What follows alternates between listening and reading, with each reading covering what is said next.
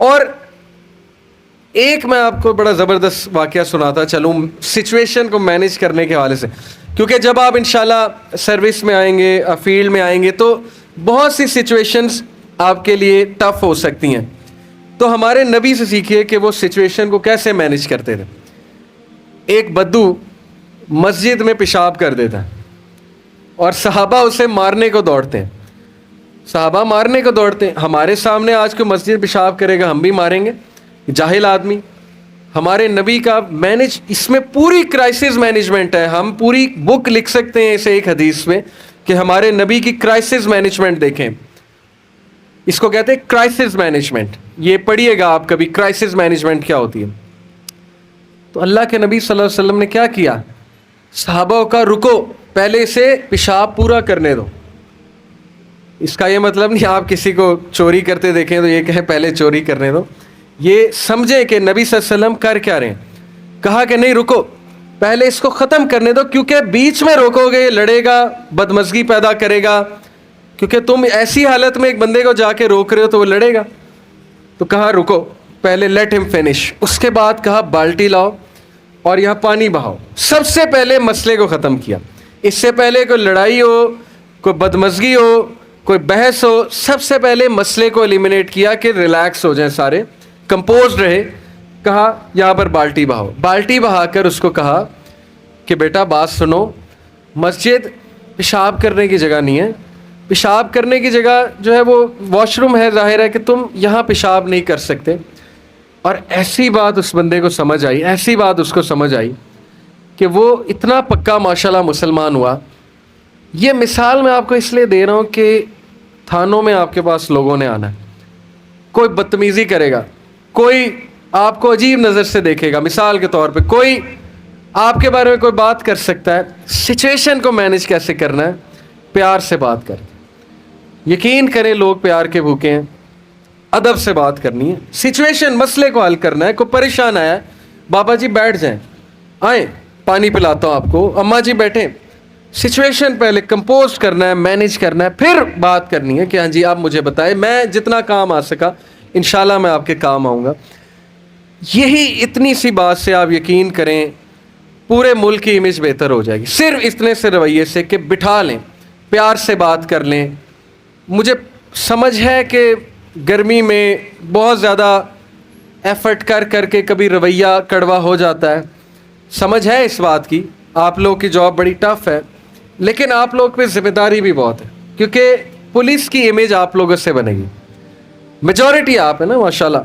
باقی تو ظاہر ہے کہ اوپر آتے آتے ٹائم لگتا ہے، لیکن یہ کہ میجورٹی آپ ہوں گے، ہر جگہ آپ ہوں گے. تو امیج آپ نے بنانی، ریپوٹیشن اب آپ نے بنانی ہے. اب وہ کیسی بنانی ہے یہ آپ کے ہاتھ میں ہے.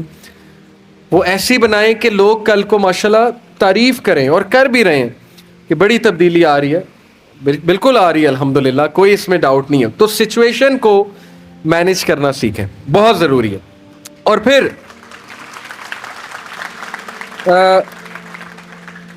دیکھیں کردار سازی کا ایک بہت امپورٹنٹ ایٹریبیوٹ ہے کسی کو معاف کرنا. اب معاف کرنے سے ہم کیا مراد لیتے؟ معاف کرنے سے مراد یہ نہیں ہے کہ ایک بندہ آپ کو بہت نقصان پہنچا رہا ہے. کچھ لوگ سوال پوچھتے ہیں کہ جی ہم ایک بندے کو کیسے معاف کر دیں، ہمیں اتنا نقصان پہنچاتا ہے، ہماری ٹانگیں کھینچتا ہے، بڑا کچھ کرتا ہے. معاف کرنے سے مراد یہ ہے کہ دل میں بدوا اور گرج نہ رکھیں، نفرت نہ رکھیں. یہ نہیں ہے کہ بالکل جیسے پہلے مکس اپ ہوتے تھے ویسے ہی ہونے لگ جائیں. جیسے میں آپ کو مثال دیتا ہوں کہ وحشی جو کہ صحابی تھے، مسلمان ہو گئے تھے، لیکن حمزہ رضی اللہ عنہ کے قاتل بھی تھے. آئی ہوپ وحشی کا آپ لوگوں کو پتا ہوگا، تاریخ میں پڑھا ہوگا. حضرت حمزہ کو اتنی بے دردی سے شہید کیا تھا وحشی نے، کلیجہ نکال لیا تھا. تو فتح مکہ کے موقع پہ وہ ڈر کے بھاگ گیا. اس نے کہا نبی تو معاف ہی نہیں کریں گے، میں نے تو ان کے چچا کو اتنی بے دردی سے مارا ہے. ڈر کے بھاگ گیا. تو کسی نے کہا کہ نہیں، اللہ کے رسول بہت معاف کرنے والے ہیں، تم آؤ. تو اللہ کے رسول کے سامنے آیا تو اللہ کے نبی صلی اللہ علیہ وسلم نے وحشی کو کہا کہ اچھا تم نے کیسے مارا تھا میرے چچا کو؟ تو اس نے تھوڑا سا بتایا. اللہ کے نبی زور و قطار رونے لگے اور کہا کہ معاف میں نے تمہیں کر دیا، لیکن آئندہ میرے سامنے چہرہ ڈھانپ کے آنا. کیا بات ہوئی کہ معاف کر دیا ہے، میں کوشش کروں گا بھولنے کی بھی, لیکن معاف کر دیا, پکڑ نہیں کروں گا تمہاری, لیکن میرے سامنے نہیں آنا. تو معاف کرنے کا مطلب ہوتا ہے نفرت نہیں کرنی, پکڑنا نہیں کل کو. تو یہ بڑا امپورٹنٹ آپ لوگوں کا ایٹریبیوٹ ہے.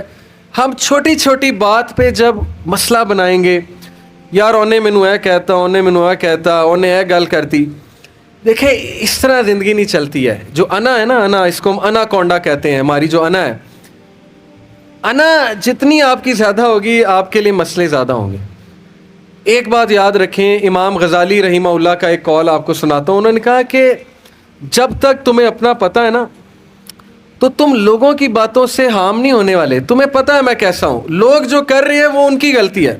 کوئی آپ کے ساتھ برا رویہ رکھتا ہے, سخت رویہ رکھتا ہے, آپ سے صحیح سے بات نہیں کرتا, آپ کو عزت نہیں دیتا, یہ آپ کا مسئلہ نہیں ہے, یہ اس کا مسئلہ ہے, یہ اس کی تربیت کا مسئلہ ہے. تو اس کی تربیت کی غلط تربیت کی سزا اپنے آپ کو نہ دیں, اپنے آپ کو نہ کوسیں. آئی نو کہ مشکل ہوتی ہے, لیکن معاف کرنا سیکھیں. یہ پبلک سرونٹ میں معاف کرنے والا ایٹریبیوٹ بہت ضروری, بہت ضروری.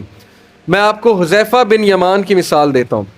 آپ کو پتا حضرت حذیفہ صحابی رسول, ان کا کیا ٹائٹل تھا, کیا لقب تھا؟ صاحب السر. صاحب السر کا مطلب ہے وہ شخص جس کو اللہ کے نبی نے سیکرٹس بتائے ہیں. اللہ کے نبی صلی اللہ علیہ وسلم نے انہیں سیکرٹس بتائے ہیں, راز بتائے ہیں. حضرت عمر رضی اللہ عنہ جب موت کے منہ میں تھے, حضرت عمر کو آپ کو پتہ ہے کہ خنجر مارا تھا ایک شخص نے. حضرت عمر زخمی موت کے منہ میں, اور حضرت حذیفہ بن یمان کو بلاتے ہیں اور انہیں کہتے ہیں کہ حذیفہ تجھے نبی صلی اللہ علیہ وسلم نے منافقین کا نام بتایا. اللہ کے نبی صلی اللہ علیہ وسلم نے حضرت حذیفہ کو منافقین کے نام بتائے تھے, راز بتائے تھے. حضرت عمر نے کہا حذیفہ کہیں میں تو نہیں اس لسٹ میں؟ اللہ اکبر. کون کہہ رہا ہے؟ عمر بن الخطاب, جس کے نام سے رومی بادشاہ اور یزدگار کانپتا تھا, وہ کیا کہہ رہے ہیں کہ میں منافق تو نہیں ہوں. حضرت حذیفہ رونے لگ گئے, کہتے ہیں امیر المومنین کیسی باتیں کر رہے ہیں, آپ تو لاسٹ ہوں گے. اگر کوئی منافقین 100% لوگ منافق ہوں تو آپ لاسٹ میں ہوں گے, کیسی باتیں کر رہے ہیں. لیکن یہ ان کا تقویٰ تھا, ان کا ڈر تھا اللہ رسول سے کہ میں کیا منہ دکھاؤں گا. تو صاحب السر ان کی سٹوری یہ ہے کہ غزوہ احد میں جب مسلمانوں میں کھلبلی مچی, کس لیے مچی؟ انسٹرکشن فالو نہیں کی. اس میں بھی بڑا لیسن ہے, یاد رکھیں اپنے سینئرز کی انسٹرکشنز فالو کریں. جو آپ کے اوپر امیر ہے اس کی انسٹرکشن فالو کریں, بائی پاس نہ کریں آرڈر. اگر آرڈر زبردست ہے یعنی, اور زبردستی ہوتا ہے, آئی نو ایکسپیرینسڈ ہوتے ہیں سارے. کچھ صحابہ نے تھوڑی سی کوتاہی کر دی, انسان تھے. نبی صلی اللہ علیہ وسلم نے کہا یہاں سے نہیں ہٹنا, ہٹ گئے. اینڈ میں مسلمانوں کو کیا, نبی صلی اللہ علیہ وسلم کو 3 زبردست چوٹیں لگیں ہمارے نبی کو. تو حضرت حذیفہ بن یمان کے والد جو تھے یمان, وہ شہید ہو گئے غزوہ احد میں. کیسے کہ مسلمان آپس میں ہی لڑنے لگ گئے, لیکن کس طرح؟ کھلبلی مچ گئی, گرد اڑ رہی تھی, مسلمانوں کو پتہ ہی نہیں لگا ہمارا ساتھی کون ہے, کافر کون ہے. تو غلط فہمی میں حضرت حذیفہ کے والد کو ہی مار دیا. حضرت حذیفہ دور سے بولتے رہے میرے والد ہیں, میرے والد ہیں, لیکن وہ ظاہر ہے جنگ کے میدان میں کون سنتا ہے. اللہ کے نبی صلی اللہ علیہ وسلم کو سن کے بڑا دکھ ہوا. اللہ کے نبی صلی اللہ علیہ وسلم نے کہا کہ یہ تمہارے سامنے ہے, اب جو سلوک تم چاہو ان سے کرو. حضرت حذیفہ نے کہا میں انہیں معاف کرتا. اللہ کے نبی صلی اللہ علیہ وسلم نے کہا کہ چلو قصاص لے لو, 100 اونٹ لے لو.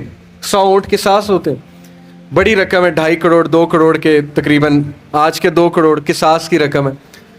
حذیفہ رضی اللہ عنہ نے کہا کہ نہیں, لیکن نبی صلی اللہ علیہ وسلم کے اصرار پہ لے لیا قصاص, اور قصاص لے کے غربا اور مساکین میں تقسیم کر دیا. 2.5 کروڑ روپیہ لے کے غربا اور مساکین میں تقسیم کر دیا. کون؟ حضرت حذیفہ بن یمان. بڑا مشکل کام ہے, ان کا حق تھا, رکھ لیتے, رکھ سکتے ہیں, لیکن بس لیول تھا, ہر بندے کا اپنا لیول ہوتا ہے. تو صحابہ کہتے ہیں کہ وہ دن اور آج کا دن ہم نے حذیفہ کو غریب نہیں دیکھا. اللہ نے اتنی قدر کی ان کے اس عمل کی کہ حذیفہ تو نے نہ صرف معاف کیا باپ کے قاتلوں کو, جو کہ غلطی سے ہو گیا تھا, ان کو پتہ تھا یار غلطی ہو گئی, قصاص لے کے غربا اور مساکین میں تقسیم کر دیا. یہ لیول ہے.